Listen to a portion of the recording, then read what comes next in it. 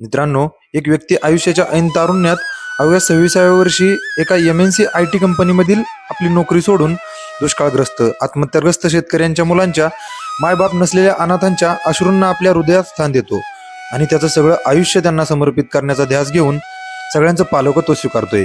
आत्ताच्या कलियुगाकडे बघण्याची यांची व्याख्या सुद्धा निराळी आहे. शिक्षण व्यवस्थेबद्दलचा त्यांचा दृष्टिकोन आगळा वेगळा आहे. या सगळ्या कल्पनांमधूनच जन्म होतोय स्नेहवनचा. आजचा हा एपिसोड या स्नेहवनच्या बापाच्या कहाणीचा आहे.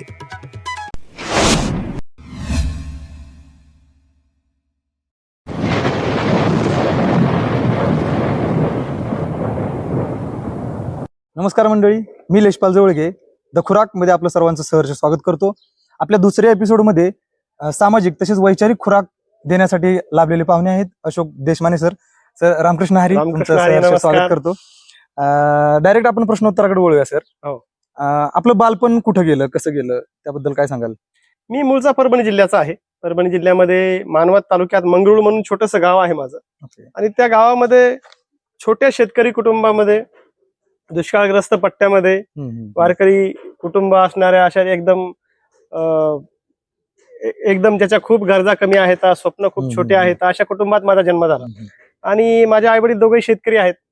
2-4 एकर शेती आम्हाला होती कोरडवाहू. त्या शेतीमध्ये राबायचं, कष्ट घ्यायचे. पाऊस पडला तर शेती पीक यायचं, नाही पडला तर असेच कशी तरी गरिबीमध्ये दिवस काढायचे. अशा वातावरणामध्ये माझं बालपण गेलं. पण लहानपणापासून आई वडिलांनी मला वारकरी संप्रदायाचं शिक्षण दिलं, संस्कार दिले. ज्ञानोबा तुकोबांच्या अभंगाने मी मोठा झालो. जो जे वांछिल तो ते लावो प्राणी जात, असं लहानपणापासून जी मन असते ती आम्ही जगण्याचा प्रयत्न आयुष्यात केला.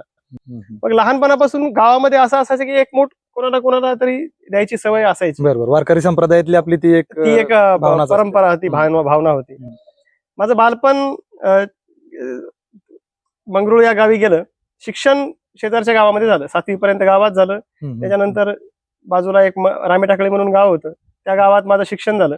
10वी पर्यंत तिथं शिक्षण झालं. 10वीच्या नंतर मग परभणी जिल्ह्यामध्ये 11वी पासून पोस्ट ग्रॅज्युएशन पर्यंत सगळं शिक्षण परभणीला झालं. बरोबर. आणि मग घरची गरिबी इतकी होती, आम्हाला एसटीचा पास सुद्धा काढणं व्हायचं नाही. बरोबर. एसटीने जर जायचं असेल तर जायचे 4 रुपये, यायचे 4 रुपये, अशा 8 रुपये लागायचे. आणि घरून आम्हाला फक्त 2 रुपये मिळायचे. आणि मग मास्टर्स पर्यंत शिक्षण परभणीमध्ये झालं. बरोबर. ग्रॅज्युएशन कशातून केलं? माझं ग्रॅज्युएशन कम्प्युटरमध्ये झालं. माझ्या एका चुलत भावाने BCS केलं होतं. बरोबर. मग माझं BCS झालं. BCS झाल्यानंतर मग कम्प्युटरमध्ये MCS झालं. मास्टर्स झालं. मास्टर्स झाल्यानंतर मग हैदराबादला पुढचं काही शिक्षण झालं. म्हणजे नोकरी ओरिएंटेड तुम्ही पुढचं? हो, नोकरी ओरिएंटेड पुढचं शिक्षण. आता डायरेक्ट तुमच्या आताच्या चळवळीवर येऊया. तुमच्या कामाबद्दल आम्ही खूप ऐकलं. आताच्या आमच्या पिढीला स्वतःची लेकरं सांभाळायचं म्हणजे आम्ही आया ठेवतोय, आणि तुम्ही मात्र स्वतःचं तर कुटुंब आहेच, परंतु एवढ्या कमी वयात जवळजवळ 200-250 मुलांचं बाप आहात. सोपं नाही हे बाप होणं. ही प्रेरणा कुठून मिळाली तुम्हाला? ही प्रेरणा म्हणजे आमचं बालपण सगळं सेम कुटुंबात गेलं. माझे आई वडील दोघेही होते. आणि पण घरची गरिबी इतकी होती की लहानपणापासून गरिबीच्या झाडा चटके सोसून आम्ही मोठे झालो. 11वी-12वीला मी जेव्हा परभणीला राहायला गेलो, परभणीला राहत असताना घरून 200-300 रुपये मिळायचे आणि मला जवळपास 1100-1200 रुपये खर्च लागायचा. बरोबर. मेसचा किंवा याचा. मग पहिल्यापासून हाताने स्वयंपाक करून राहिलो. बरोबर. आणि मग जे काही एक्स्ट्रा खर्च लागायचा तो स्वतः काम करून शिकायचं. मग गॅरेजवर काम केलं, ट्रकवर काम केलं, कोणाचे लोकांचे कुत्रे सांभाळायचं सुद्धा काम केलं. आणि मग हे सगळं चालू असताना शाळेमध्ये असताना कविता लिहायची आवड निर्माण झाली. मग तुटक्या फुटक्या कविता लिहायचो. शेती मातीवर ज्या अडचणी निर्माण व्हायच्या ते लिहायचो. माझ्या शिक्षकांनी मला एक स्वामी विवेकानंदांचं पुस्तक वाचायला दिलं. स्वामी विवेकानंदांचं चरित्र वाचल्यानंतर थोडीशी प्रेरणा मिळाली की आपल्या आयुष्यामध्ये आपण काहीतरी वेगळं करायला पाहिजे. आपण रटाळ आयुष्य नाही जगायला पाहिजे. आणि आपल्या आयुष्यात ज्या आपल्याकडे आज गोष्टी आहेत त्याच्यामध्ये आपण आनंद आणि समाधान मानायला शिकलो पाहिजे. बऱ्याच वेळेस काय होतं की आपल्याकडे जे नाही त्यासाठी आपण खूप रडतो. ऍक्च्युली आपल्याकडे आपण म्हणतो की माझ्याकडे पैसा नाहीये, माझ्याकडे गरिबी आहे, माझ्याकडे अडचणी आहेत. पण आपल्याला एवढं सुंदर शरीर ईश्वराने दिलेलं असते. आपल्याला हात असतात, आपल्याला पाय असतात, आपल्याला डोळे असतात. समाजामध्ये असे बरेच लोक आहेत की ज्यांना हात नाही, पाय नाही, डोळे नाहीत, असंख्य अडचणी आहेत, असंख्य दुर्धर रोग लोकांना झालेत. त्याच्याशी समस्या, त्या सगळ्या एवढ्या मोठ्या समस्यांशी ते 2 हात करतात. पण आपल्याला आपल्या समस्याच मोठ्या वाटतात. मग मला असं वाटायचं की बाबा आपलं नाव अशोक आहे, तर आपण कोणाच तरी शोक दूर करण्यासाठी आपण काम करायला पाहिजे. आपण काहीतरी वेगळं जगायला पाहिजे. पण मग परभणी सारख्या शहरामध्ये तशा फार मोठ्या संध्या मला काही मिळाल्या नाही. पण मग मास्टर्स करत असताना बाबा आमटेंचं काम मला माहिती झालं. बाबा आमटेंचे विचार तरुण वयामध्ये असे झपाटून गेले, झंझावून गेले. आणि मग असं वाटायचं की अरे ज्यांना हात नाही, पाय नाही, डोळे नाहीत असे लोक इतक्या प्रेरणेने जगतायत, आपल्याला तर ईश्वराने सगळं दिलंय, आपण तर कृतज्ञता व्यक्त केली पाहिजे. मग आपण का रडायचं? आपण रडायचं नाही तर आपण लढायचं. बरोबर. संकटांशी 2 हात करायचे, आपल्या परिस्थितीशी 2 हात करायचे आणि आपण मार्ग काढायचे. 2010-12 मध्ये मी जेव्हा मास्टर्स करत होतो तेव्हा बाबा आमटेंचा तिथे एक स्वरानंदमान नावाचा कार्यक्रम तिथे झाला आणि विकास आमटेंना त्यांना सगळ्यांना पाहण्यात आलं, ऐकण्यात आलं. बाबा आमटेंचे विचार मला तेव्हा खूप प्रेरित करून गेले की हा माणूस ज्यांना हात नाही, ज्यांना पाय नाही, ज्यांना डोळे नाहीत अशा लोकांना जगण्याची जिद्द देतो. हे काय व्यक्तिमत्व आहे, हे काय रसायन आहे? मग हे विचार मला खूप झंझावून गेले. विचाराने त्या वेळ लावलं आणि मग ते नेमका असा टर्न घ्यायचा आयुष्यातला क्षण होता. त्याच्यानंतर मग मास्टर्स कम्प्लीट झालं, पण मग तेव्हा असं एकदम नव्हतं वाटलं की मी सगळं सोडेल आणि मी काहीतरी वेगळं काम करेल. कारण की घरच्या अडचणी, घरची गरिबी खूप होतं आणि मग स्वतः फक्त सेटल व्हायचंय, लवकर लग्न करायचंय, मायबापाला गरिबीतून बाहेर काढायचं. ग्रामीण भागातल्या मुलांची. पण माझं जेव्हा शिक्षण होतं तर तुम्हाला खूप सारे चांगले लोक भेटले ज्यांनी माझी फीस भरली, कोणीतरी माझं रूम भाडं दिलं, कोणीतरी मला जेवणाला मदत केली, माझ्या शिक्षकांनी मला मागच्या गोष्टींसाठी मदत केली. मग ती कृतज्ञता व्यक्त व्हावी म्हणून माझं जेव्हा शिक्षण कम्प्लीट झालं, मी IT मध्ये नोकरीला लागलो पुण्यामध्ये. इथे पुण्यामध्ये विप्रोमध्ये नोकरीला लागलो. वयाच्या दुप्पट तिप्पट चांगली पगार मिळायला लागली आणि मग तेव्हा ठरवलं की आपल्या पगारीतला आपण 10% भाग मुलांच्या शिक्षणासाठी काढून ठेवायचा, मुलांना मदत करण्यासाठी आपण काम करायचं. का तर आपण जेव्हा म्हणतो भारत माझा देश आहे, सारे भारतीय माझे बांधव आहेत, माझ्या देशावर माझं प्रेम आहे, मग माझ्या बांधवांसाठी मी जे करतोय ती सेवा नाहीये तर ते कर्तव्य. समाजाप्रती, देशाप्रती आपण जे इतरांना मदत करतो तर ते आपल्या भल्यासाठी असतं.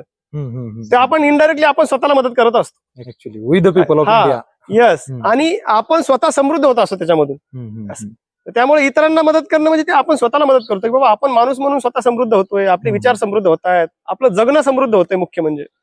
आणि मग हे करत असताना काही महिन्यानंतर मुलांना शनिवारी रविवारी शिकवायला लागलो.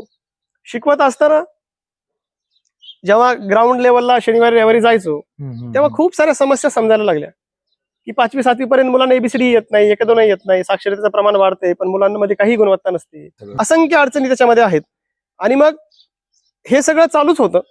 त्या पिरियडमध्ये 2013-14-15 मध्ये मराठवाडा विदर्भामध्ये खूप दुष्काळ पडला आणि त्या दुष्काळामध्ये आत्महत्या झाली. इव्हन पश्चिम महाराष्ट्रात सुद्धा तेव्हा आत्महत्या झाली. आणि मग 13-14-15 मध्ये जेव्हा मी गावी गेल्यानंतर हे सगळं चित्र पाहायला मिळालं आणि मग मला असं वाटलं की बाबा आपण आता सगळं स्थिरतावर झालंय, आपण आपल्या आईवडिलांना घेऊन पुण्यामध्ये राहायला यावं. पण मग निसर्गाला काहीतरी वेगळं मान्य होतं. मी दिवाळीहून वापस येत असताना माझ्या गावातले खूप सारे लोक गाव सोडत होते. मी त्यांना म्हटलं दादा तुम्ही गाव सोडताय पण ह्या मुलांच्या शिक्षणाचं तुम्ही आता काय करणार? हे जर नाही शिकले तर हे या चक्रातून बाहेर पडणार नाहीत. हेच मुलं कुठेतरी गावगुंड होतील, कुठेतरी व्यसनाच्या अधीन झाले. मग आपल्याला ह्या समाजात राहायचं असेल तर आपलं एक नैतिक कर्तव्य असतं की बाजूचा समाज चांगला कसा होईल यासाठी आपण काम करायला पाहिजे. बरोबर. आपल्याला जर आनंदाने जगायचं असेल तर आजूबाजूचं वातावरण आनंदी पाहिजे. जर नसेल करायचं तर तुम्हाला इतरांना दोष देण्याचा किंवा इतर समाजाला नाव ठेवण्याचा अधिकार नाही. आणि मग मला असं वाटलं की बाबा आपल्याला उद्या जर गाव नसेल, आपल्याला उद्या गावात जायचंय, आपल्याला गावाच्या आठवणी जपायच्यात तर गाव राहायला पाहिजे, गावातले मुलं शिकायला पाहिजे, त्यांना संधी मिळायला पाहिजे. 14 वर्षापासून पूर्व ऊसतोड कामगार आहेत. म्हणजे तो कधी एकदा 14 वर्षाचा होतोय 15 वर्षाचा होतोय आणि आमचा एक कोयता वाढतोय याची लोक वाट बघत असतात. आणि मग त्या विचारांमध्ये पुण्यात आलो दादा. पुण्यात आल्यानंतर 2 दिवस झोपत लागली नाही. काहीतरी कुठेतरी चुकतंय, काहीतरी कुठेतरी बदलायला पाहिजे. आणि बऱ्याच वेळेस कसं होतं की तुमच्या मनामध्ये थोडं थोडं थोडं असं साचत जातं, एक व्हॅक्युम क्रिएट होतो. व्हॅक्युम तुम्हाला ती अस्वस्थता वाढत जाते की काहीतरी चुकायलंय. आणि मला वैयक्तिकरित्या असं वाटतं की समजा आपण एखादा मूवी पाहायला गेलो, मूवी पाहायला गेल्यानंतर तो मूवी तुम्हाला आवडला तर तुम्ही काय म्हणता की अरे मूवी खूप चांगला होता, पैसे वसूल झाले, टाइम वसूल झाला काय. आणि मूवी नाही आवडला तर तुम्ही काय म्हणता की पैसे वेस्ट गेले, टाइम वेस्ट गेला, सगळं गेलं. 3 तासाच्या मूवीसाठी जर तुम्ही इतका विचार करताय तर आयुष्य तुम्हाला एकदाच मिळालंय ना, तुम्ही कधी मरताय तुम्हाला काय माहिती. मग मला असं वाटतं की माझं आयुष्य वसूल झालं पाहिजे, जिंदगी वसूल झाली पाहिजे आणि मग काहीतरी आयुष्यात मोठं करायचंय, काहीतरी चांगलं करायचंय. आणि मग त्या काळामध्ये प्रकाश आमटेंची भेट माझी झाली पुण्यामध्ये आणि मग माझ्या आयुष्याला परिस्पर्श झाला. नियतीने ते घडवून आणलं. मी बाबा आमटेंवरती आणि प्रकाश आमटेंवरती एक कविता लिहिली आणि ती कविता मी त्यांना पाठवली. तेव्हापासून मग मी त्यांच्या संपर्कात होतो आणि ते इतकं ग्राउंड टू अर्थ व्यक्तिमत्व आहे, एवढं मोठं व्यक्तिमत्व असून सुद्धा ते एकदम त्यांनी मला एकदम असं जवळ केलं, प्रेमानं बोलले, मार्गदर्शन केलं, समजून सांगितलं आणि कर म्हटले. आणि मग कर म्हटल्यानंतर मग मला असं वाटलं की बाबा आपण काहीतरी चांगलं करायला पाहिजे. आणि मग तशा माणसाची प्रेरणा मिळाल्यानंतर मग आयुष्याला दिशा मिळाली की आपण मुलांच्या शिक्षणावर काम करायला पाहिजे. आणि मग तिथून स्नेहवनचा जन्म झाला की आज आपण काय करू शकतो. उद्या काय होईल ते माहित नाही, परवा काय होईल ते माहित नाही, कोण करेल ते माहित नाही. Be the change that you want to see in the world. जो बदल आपल्याला समाजात घडवायचा आहे, जो बदल आपल्याला समाजात अपेक्षित आहे, तो तुमच्यापासून तुम्ही सुरुवात करा. तुम्ही इतरांची वाट बघत बसू नका, तुम्ही इतरांना दोष देत बसू नका. काय if you hate the people you will never get the time to love them. आणि मग प्रेमच असा मार्ग आहे की जो तुम्हाला समाज परिवर्तन करण्यासाठी कारणीभूत ठरू शकतो. आणि मग त्या प्रेमाच्या पोटी का आपण ह्या समाजाचं काहीतरी देणं लागतो. वारकरी संप्रदायाची शिकवण म्हणायचं. हो, वारकरी संप्रदायाची शिकवण म्हणा, हो बाळकडू म्हणा, आई वडिलांचे संस्कार म्हणा. आणि मुख्य म्हणजे मला असं वाटतं की शिक्षणाचा हेतू तोच असायला पाहिजे की आपल्याला समाजाला काय देता येईल. आणि मग तिथून स्नेहवनची सुरुवात की याला जे शेतकरी आत्महत्या करतात, जे ऊसतोड कामगार आहेत, जे शेतमजूर आहेत, भारत हा कृषीप्रधान देश जेव्हा आपण म्हणतो तेव्हा त्यांना सन्मानाचं आयुष्य मिळालं पाहिजे. मी तुमच्याबद्दल ऐकलं की तुम्ही एक चांगली नोकरी सोडून स्नेहवनच्या वाटेवर गेला आहात, तर सुरुवातीच्या प्रवासाबद्दल काय सांगाल? कसं धाडस केलं तुम्ही? सुरुवातीचा स्नेहवनचा प्रवास दादा फार अवघड होता. सुरुवातीच्या काळामध्ये जेव्हा स्नेहवन सुरू करायचं ठरलं होतं, आपल्या पगारातून जितकी मुलं सांभाळता येतील तितक्या मुलं सांभाळायचं ठरलं. मग पहिल्या वर्षी 18 मुलांची जबाबदारी घेतली. लग्न झालेलं नव्हतं, 25-26 वर्ष वय होतं. अरे बापरे. आणि अचानक सगळं सुरू झालं, काहीही माहित नाही. 2 दिवसात निर्णय घेतला की सगळं सोडायचं. अरे बापरे. आणि स्नेहवन चालू करायचं. बरं, आता असं होतं की घरी जेव्हा आई वडिलांना सांगितलं तर आई म्हटली याला कोणीतरी करणी केली नक्की, काहीतरी वेगळाच विचार करणारच नव्हतं आपल्या गावाकडे.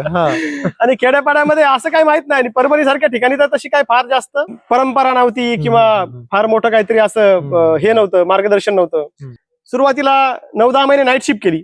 आता सुरुवातीचं असं होतं की पहिल्या 1 आठवडा नाईट शिफ्ट करायला खूप अवघड जायचं. पित्त व्हायचं, उष्णता वाढायची, बाकी गोष्टी व्हायच्या.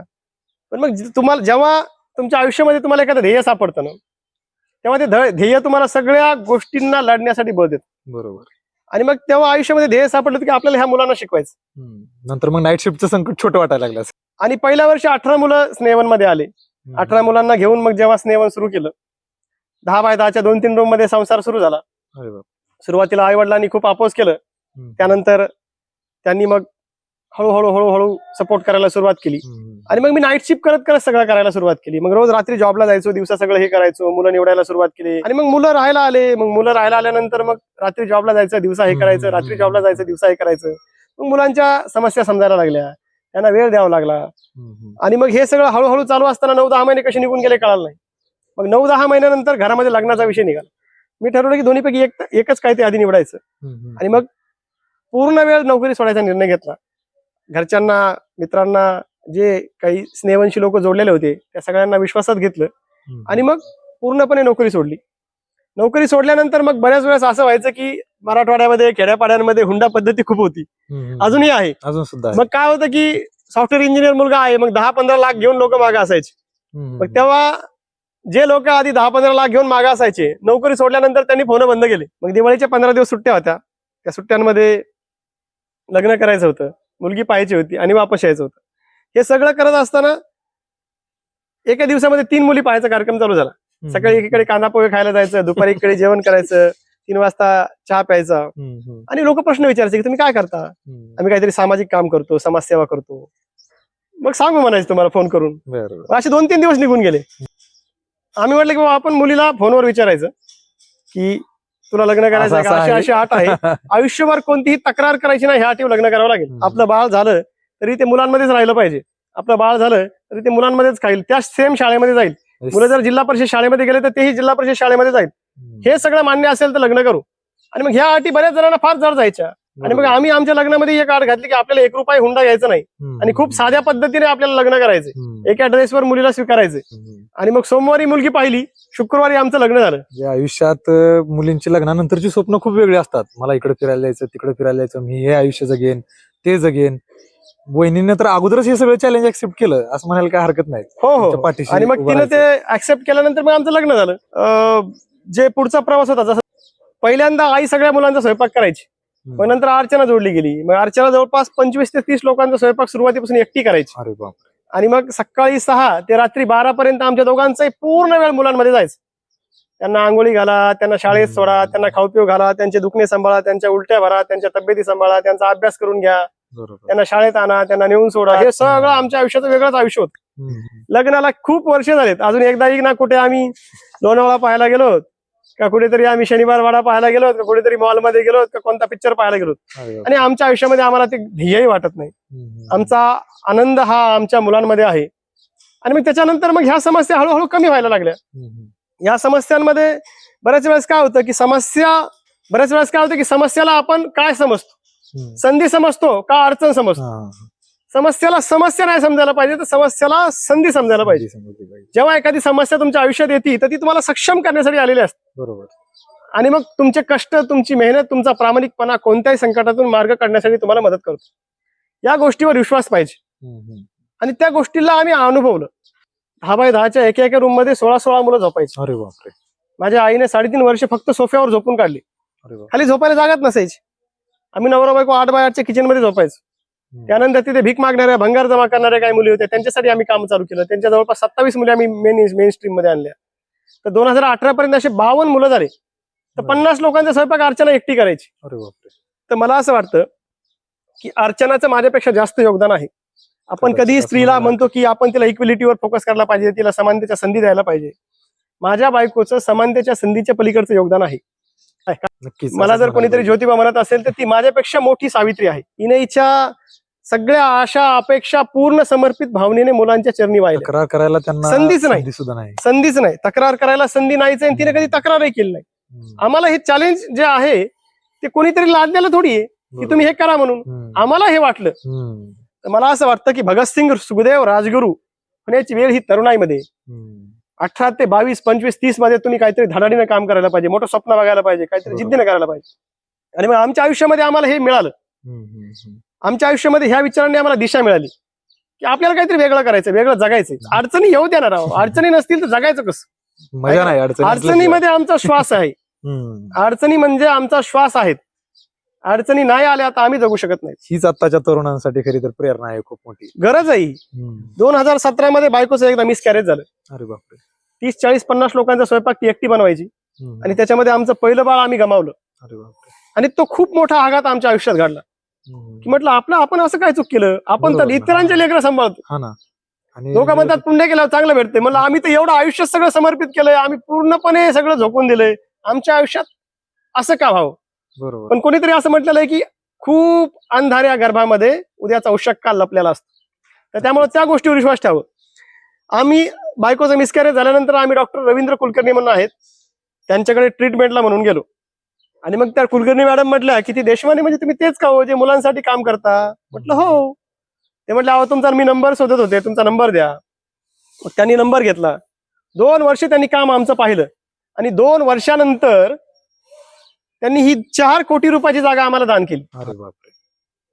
तर मग मला असं वाटतं की प्रत्येकानं आयुष्यामध्ये संयम ठेवायला पाहिजे आणि प्रामाणिकपणा पाहिजे. संयम जर असेल ना, प्रामाणिकपणा, मेहनत जर असेल ना, तर आयुष्यामध्ये तुम्हाला काही कमी पडणार नाही.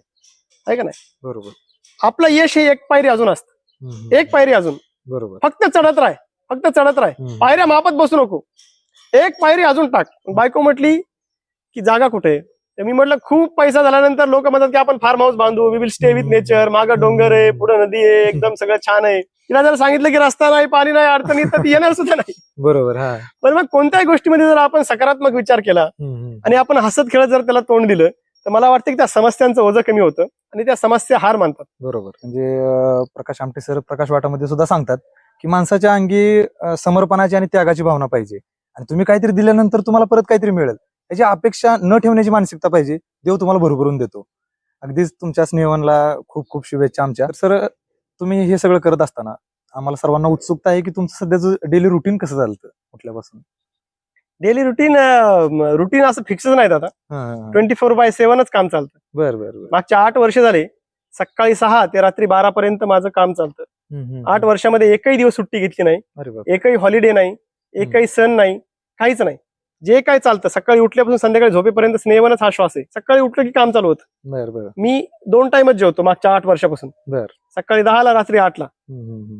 याच्या मागे काही दीक्षित डाएट नाही, दुसरं काय नाही. 10च्या नंतर जर वेळ चुकला की दिवसभर जेवायलाच भेटत नाही. बरं. सकाळी 10ला काम सुरू व्हायच्या आधी जेवून घ्यायचं.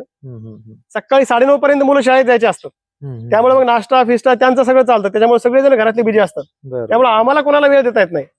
माझं वैयक्तिक असं आहे की मी आता हे बरेच जणांना थोडं वेगळं वाटेल, पण मी जनरली थोडंसं नामस्मरणावर विश्वास ठेवणारा माणूस आहे. बरोबर, ठीक आहे. मला असं वाटतं की ईश्वराने, आता तुम्ही जर समजा अध्यात्मावर जे विश्वास ठेवतात, तर असं सांगितलेलं की बाबा कलियुगी उद्धार हरीचे नामे, हरिमुखे म्हणा पुण्याची गणना कोण करी, ठाईच बैसुनी करा एक चित्त, आवडी अनंत आळवावा, रामकृष्ण हरी विठ्ठल केशवा, मंत्र हा जपावा सर्व काळ. तुम्हाला फार वेगळं करायची गरज नाही. आज आपण तुम्ही बघतो एमपीएससी युपीएससी करणारे मुलं आत्महत्या करतात, किंवा बाकीचे आजकाल 10वी छोटे मुलं सुद्धा आत्महत्या करायला लागलेत. काही कारणावरून लोक लगेच कसलं डिप्रेशन मध्ये जातात. काय समस्या आहेत तुमच्या आयुष्यामध्ये? काय नेमक्या अडचणीत बाबा तुम्हाला? त्याच्यावरती येणार होतो मी. आमच्या तुम्ही जर बघितलं ना, मुलगा आहे ज्याच्या वडिलांनी आत्महत्या केली, आईनं दुसरं लग्न केले. अरे बापरे. अशा असंख्य मुलं आहेत की ज्यांना कोणाला आई नाही, कोणाला वडील नाही, असंख्य समस्या आहेत. अरे बापरे. तरी ते मुलं जिद्दीने जगण्याचा प्रयत्न करतात. तुमच्या आयुष्यात नेमकं असं काय बाबा की जे तुम्हाला आत्महत्या करायला प्रेरित करतंय? तुमच्याकडे जे आहे त्याच्याकडे बघायचा प्रयत्न करा, त्याच्यासाठी सकारात्मक राहण्याचा प्रयत्न करा. मग मी स्वतःला असं म्हणतो की बाबा माझ्याकडे जे आहे त्याला मी भरभरून जगलं पाहिजे. पुढच्या प्रश्नाकडे येतो.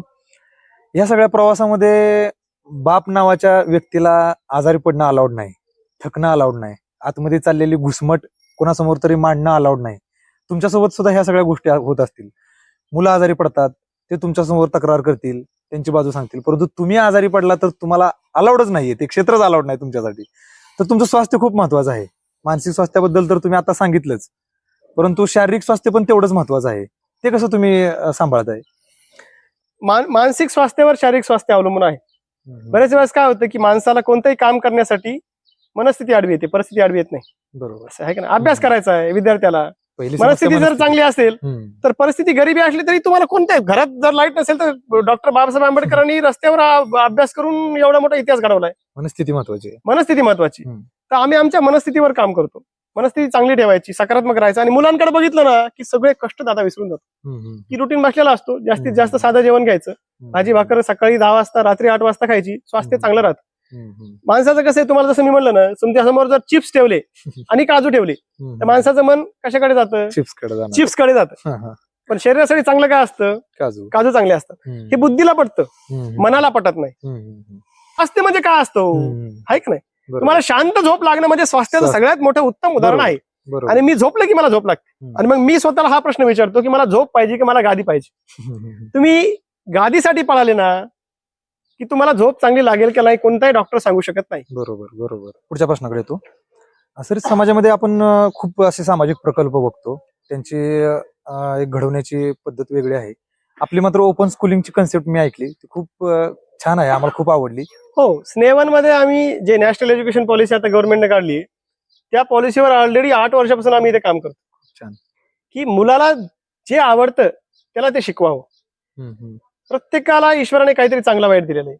प्रत्येक मुलामध्ये काहीतरी टॅलेंट असतं. एखाद्या मुलाला समजा जर मॅथ नाही जमलं तर तो गाढव थोडी झाला, तर त्याला दुसरं काहीतरी जमत असेल तर ते पालकांचं, शिक्षकांचं, समाजाचं कर्तव्य आहे की त्याच्यामध्ये काय चांगलं आहे बाबा ते आपण बाहेर काढायला पाहिजे, ते आपण ऑब्झर्व करायला पाहिजे.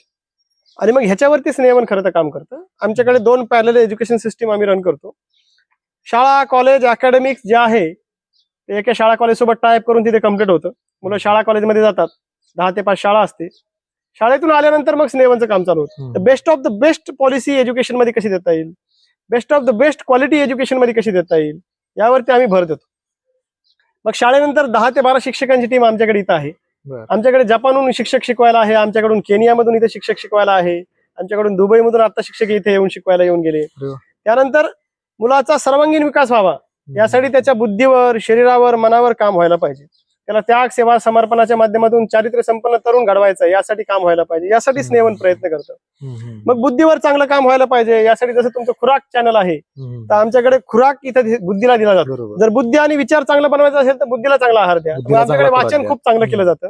For the people by the people नावाचा कन्सेप्ट आमच्याकडे आहे, ज्याच्या माध्यमातून मुलांच्या soft skill development, management skill development, leadership quality development ह्याच्यावरती आम्ही इथं काम करतो. सगळा जो प्रकल्प आहे स्नेहवनचा ते सगळे मुलं रन करतात. एक जण अकाउंट सांभाळतं, एक जण कम्प्युटर डिपार्टमेंट सांभाळतं, एक जण स्टोअर डिपार्टमेंट सांभाळतं. मुलाला जर काही पाहिजे असेल तर त्यांना मुलाकडूनच मागून घ्यायचं असतं. त्याच्या लिडरशिप क्वालिटी डेव्हलप व्हाव्या यासाठी प्रत्येक डिपार्टमेंटचा एक लीडर बनवलेला आहे. त्याच्या सॉफ्ट स्किल डेव्हलप व्हाव्या यासाठी आलेल्या सगळ्या पाहुण्यांना सगळा प्रकल्प मुलंच दाखवतात. किती मोठा माणूस आला तर त्या मुलाने सगळा प्रकल्प फिरून दाखवायचा असतो. आम्ही नेमकं काय करतो, तर त्यानं ते स्वतः समजून सांगायचं असतं. ह्याच्या माध्यमातून त्याचा आत्मविश्वास खूप चांगला वाढतो. बरोबर. त्यानंतर मग इथे एक गायीपासून गौशाळा चालू केली. आता जवळपास 12-15 गिर गायी आमच्याकडे आहेत. मुलांना A to मिल्क खायला असतं, मस्त. शुद्ध दूध खायला असतं. दूध काढायचं लगेच खायचं.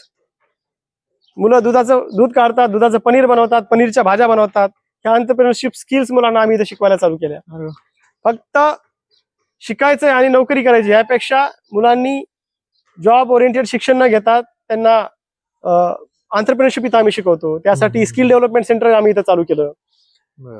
शेतकऱ्यांच्या पोरांना शेंगदाणे कसे उगवायचे माहित आहेत, बटाटा कसा उगवायचा माहित आहे, मसाले डाळ कशी उगवायची माहित आहे. मग त्याच्या प्रक्रिया करणारे उद्योग आम्ही इथे त्यांना शिकवतो.